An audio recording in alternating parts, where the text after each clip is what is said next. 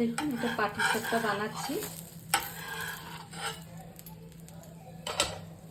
এই খোয়া ক্ষীর আর নারকেলের ছাই বানিয়েছিলাম, সন্দেশ বানিয়ে নিয়েছি।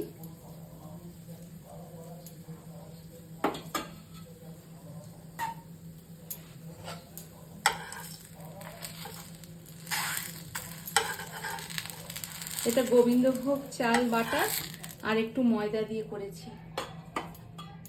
এই দেখুন প্রত্যেকটা পারফেক্ট ফুটেছে একদম। দেখুন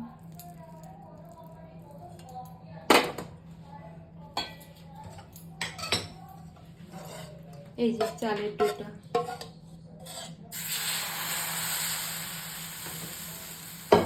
এগুলো ছোট ছোট করে করলে একটু ভালো লাগবে। প্রত্যেকটা পারফেক্ট উঠেছে দেখুন, এই দেখুন।